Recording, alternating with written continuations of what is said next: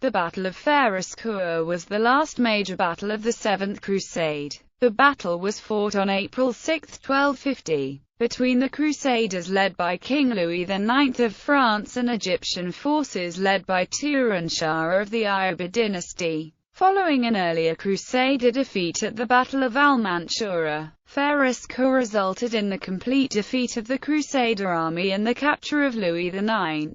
Background: with the full support of Pope Innocent IV during the First Council of Lyon, King Louis IX of France, accompanied by his brothers Charles d'Anjou and Robert d'Artois, launched the Seventh Crusade against Egypt. The aims of the crusade were to defeat Egypt, destroy the Ayyubid dynasty in Egypt and Syria, and recover Jerusalem, which the Muslims recaptured in 1244. The ships entered the Egyptian waters and the troops of the Seventh Crusade disembarked at Damietta in June 1249. Louis IX sent a letter to as-Salih Ayyub, Emir Fakhr ad-Din Yusuf. The commander of the Ayyubid garrison in Damietta retreated to the camp of the Sultan in Ashmimtana, causing a great panic among the inhabitants of Damietta, who fled the town, leaving the bridge that connected the west bank of the Nile with Damietta intact. After occupying the Egyptian port of Damietta in June 1249, he decided to march to Cairo.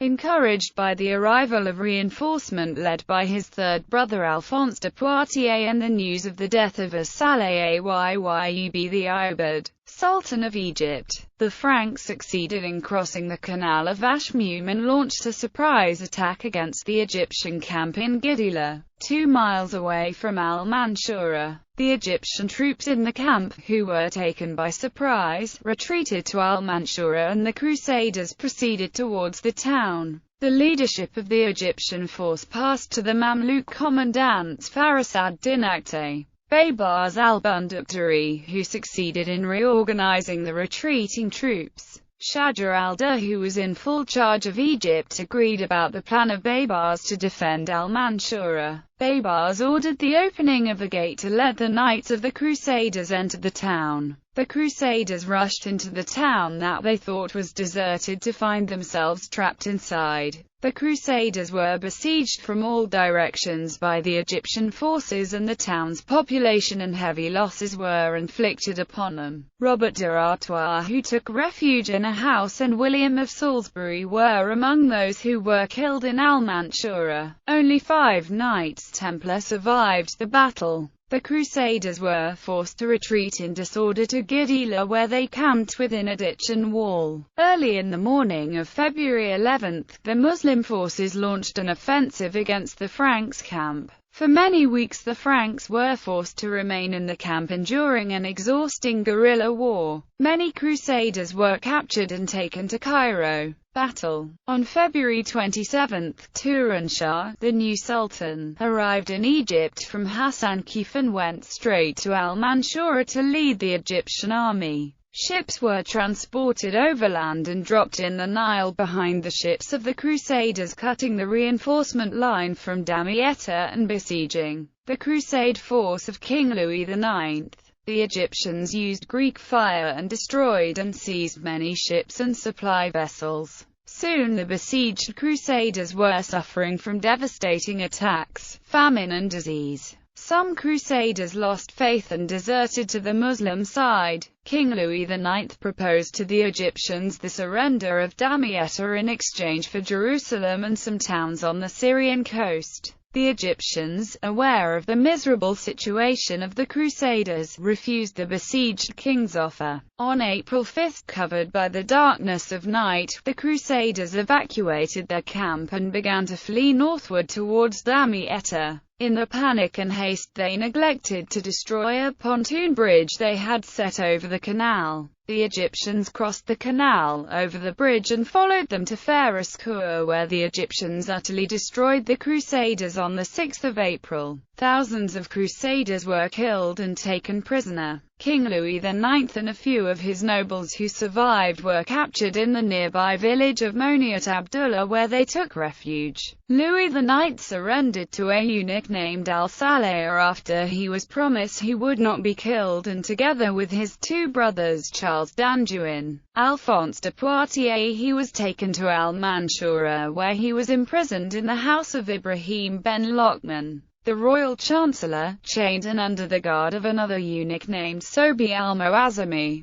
King Louis's coif was exhibited in Syria, while the house of Ibrahim ben Luqman was used as a prison for Louis IX and the nobles. A camp was set up outside Al-Mansoura to shelter thousands of war prisoners. Aftermath: the defeat of the Crusaders and the capture of Louis IX in Fariskur created shock in France. The Crusaders were circulating false information in Europe, claiming that King Louis IX defeated the Sultan of Egypt in a great battle and that Cairo had been betrayed into his hands. When the news of the French defeat reached France, an hysterical movement called the Shepherd's Crusade occurred in France. Louis IX was ransomed for 400,000 dinars, after he pledged not to return to Egypt again and surrendered Damietta to the Egyptians. He was allowed to leave on May 8, 1250 to Acre with his brothers and 12,000 war prisoners, including some from older battles, who the Egyptians agreed to release. Many other prisoners were executed. Louis's queen, Marguerite de Provence, suffered from nightmares. The news terrified her so much that every time she fell asleep, she fancied that her room was filled with Saracens, and she would cry out, "Help! Help!" and left for Acre a few days earlier with her son, born in Damietta, who was called Jean Tristan. The National Day of Damiette Governorate on May 8 marks the anniversary of the expulsion of Louis IX from Egypt in 1250. Historical consequence: the Seventh Crusade met its end at Fariskur in 1250, marking a historical turning point for all the regional parties existing on that time. Egypt defeated Louis's crusade and proved to be Islam's citadel and arsenal. The Seventh Crusade was the last major offensive undertaken by the Crusaders against Egypt. The Crusaders never could recover Jerusalem, and the kings of Europe, except Louis IX, began to lose their interest in launching new crusades. But shortly after the Battle of Fariskur, the Ayyubid Sultan Turan Shah was assassinated at Fariskur itself, and the Mamluks, the same victorious champions of Al-Mansoura, became the new rulers of Egypt. The power map of the southern and eastern Mediterranean basin became divided among four main dominions: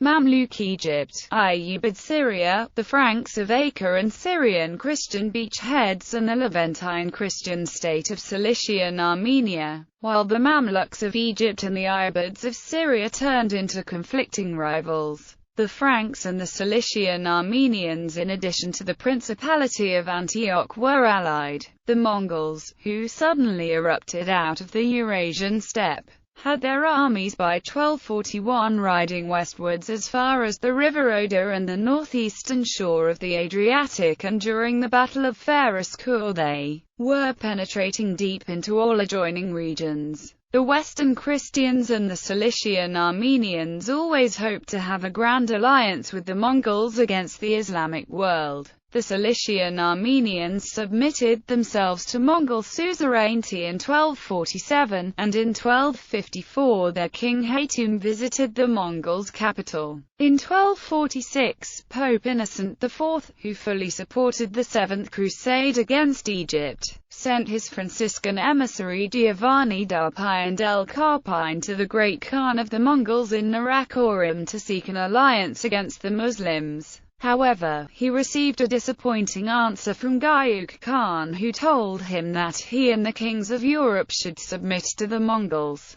In 1253, after his defeat in Egypt, King Louis IX sent from Acre another emissary, the Franciscan friar William of Rubruck, who accompanied him earlier in his Egyptian expedition. But the outcome of this trip was also not followed by effective action. In 1258, the Mongol army led by Hulagu Khan sacked Baghdad and liquidated the Abbasid Caliphate, then advanced to Syria and captured Damascus. The path to Egypt was then open. The Mongols sent a threatening message to Egypt asking it to submit to the Mongols. In 1260 an Egyptian army led by the Mamluk Sultan Qutuz and commander Baybars al-Bunduktari, the same champions of al-Manshura, annihilated a Mongol army at Ain Jalut.